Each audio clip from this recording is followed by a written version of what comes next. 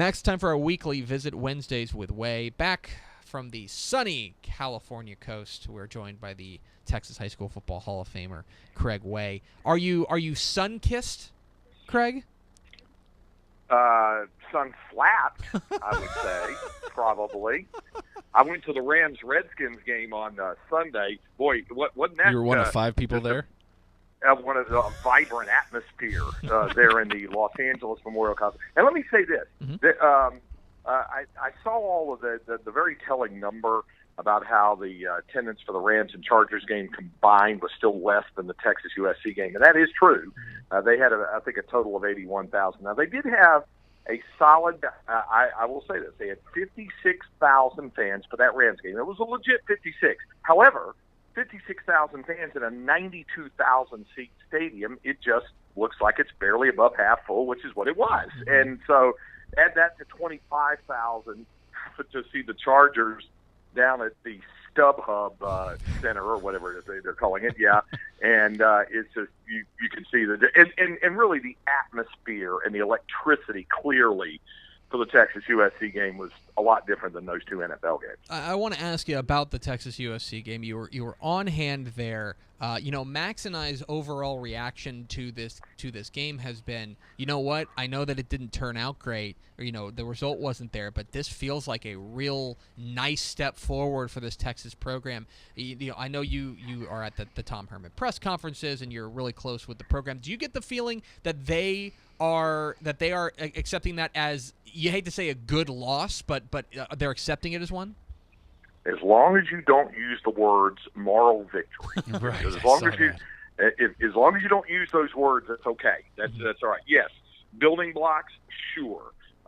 He was very pleased with so many elements of the game. He likes to. The first thing he always focuses, and Tom Herman I'm talking about, always focuses in on is attitude, focus, intensity, those kinds of things. Love that. It checked all the boxes there. Loved all of that.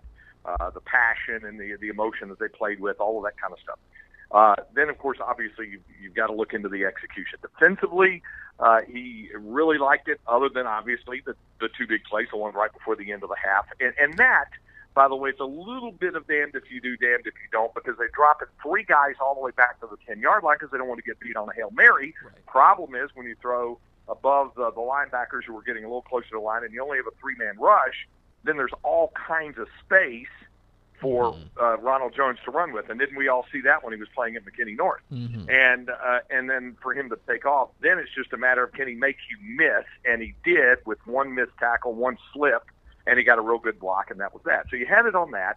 The final drive, it's the old prevent defense thing, but it starts with the kickoff return out to the 35-yard line. So at that point, realistically, you're talking about needing 40 yards to navigate. And Sam Darnold's not a preseason All-American for nothing. He did a really good job against that.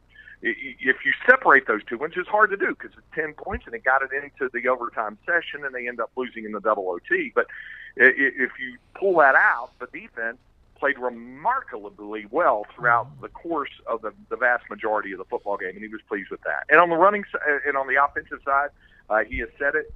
Got to get more out of the running game. He talked about it again after practice yesterday, and that's one of those need areas and fix areas that they want to address this week. So I'm particularly interested because you're normally on Friday nights. You're normally in the Nerve Center with me, right? You're normally in high school football. Did you say Nerve Center or Nerd Center? Both. I mean, yes. Yes. Okay. So you're because that's us. Either way, it fits. I tell people that that's even though I love to be out there at a game, that's also the best place for somebody like me, and I presume somebody like you to be, because all the scores and the info is all coming into one place. So when you're on the road, and I know you were enjoying some Rangers baseball on Friday night, how close tabs are you keeping on your Twitter feed or however you're finding out about the high school goings on? Constantly. In fact, battery ran out. I had started 100% when I got in the ballpark. The battery went out, and it was just constant constant feeding, of course, and I was feeding information to our producers, Chris Schneider and Patrick Madrovsky, about what was going on, things that people were telling me.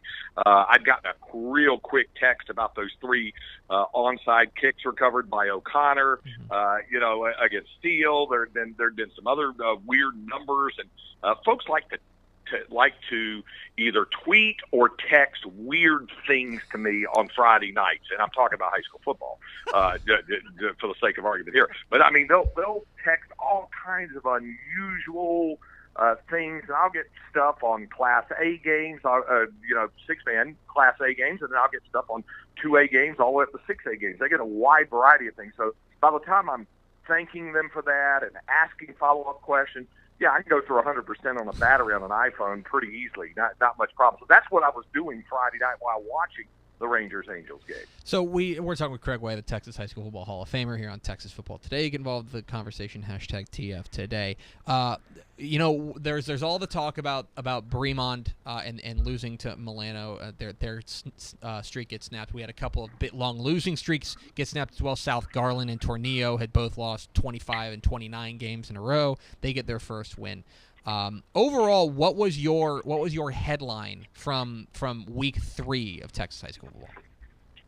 I think, and you and I talked a little bit about this on Monday, that just the mere fact with everything that Bremond had done to have it in, and it's going to end at some point. In fact, I think most folks going into the season probably thought that it would end, sometime relatively early in the regular season when you don't have a Rashad Ball, that sort of. Still in all, when it happens, it does, pick up your ears and the attention. The other thing, and we talked about this last week, seeing some of those greater Houston area powerhouses get on the field and play a game that counted, albeit non-district, play a game that counted in the standings. To see Katy in the Woodlands play and look like the old, the line from the late Dennis Green, we are who they thought we were, that kind of stuff.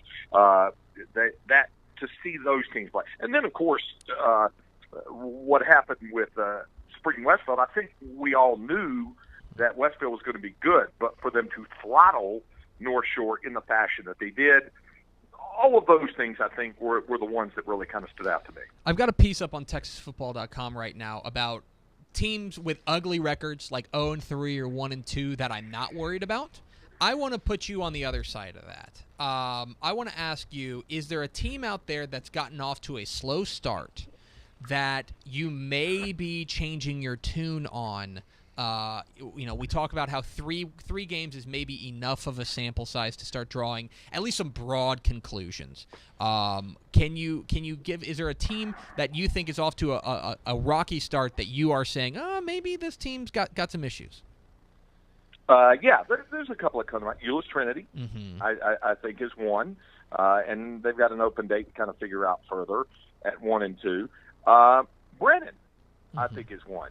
To be 0-3 and playing MacArthur this week, we'll maybe we find out a little bit more about them this week and what they're what they're really going to be made of. I think those two. I was thinking about that yesterday. Because we like to use these terms, or at least the media likes to use these terms like contender, pretender thing, and I'm not as comfortable with that.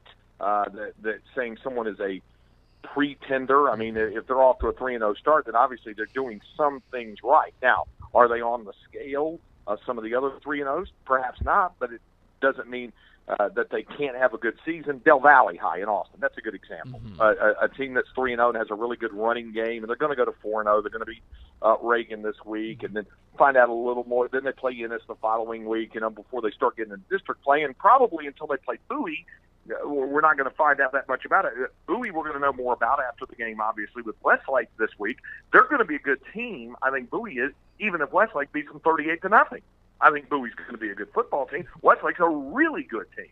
So there's some gray area in there about teams that you kind of scratch your head and say, hey, I thought they were going to be better than this, and maybe they're not as good as I thought they were going to be, and this team is better than this.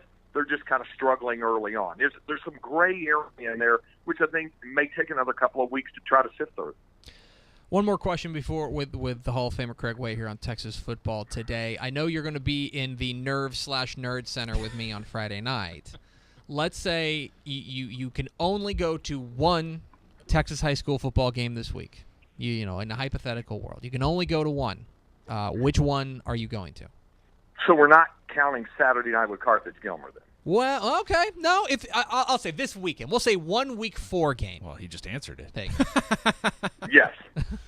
If it's only one game, it's that one. Now, if it's one weekend where you nerd out a little bit, you go to a Friday game and then you come back with a Saturday game, maybe it's Mason Iran because I want to see, Iran I think is going to really be challenged dealing with Mason's size and their athletic ability and things of that nature. But maybe it's that.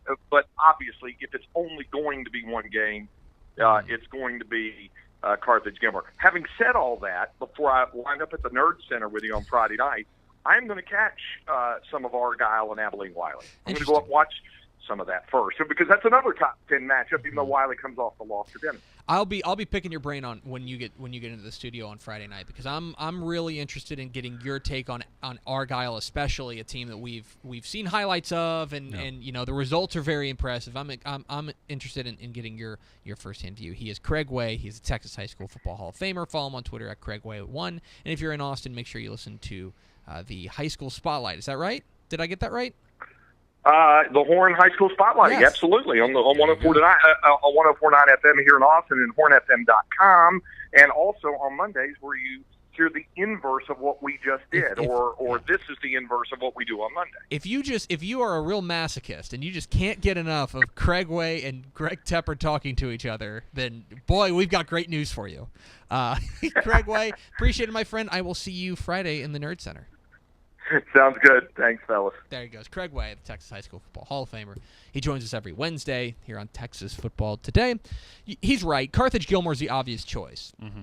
I'm very glad he's going to go watch Argyle, because he's a guy who he's obviously honed his skills over the years that he'll be able to tell me off from the jump. He'll be able to say, yes, this team's for real, or maybe let's pump the brakes a little bit on Argyle. And maybe Abilene Wiley too. I mean, Abilene Wiley, I know they lost last week, but I'm interested in getting his take on that and seeing him back in the Nerds. I bet you'll have 2 sets of eyeballs willing to tell you what happened at that game.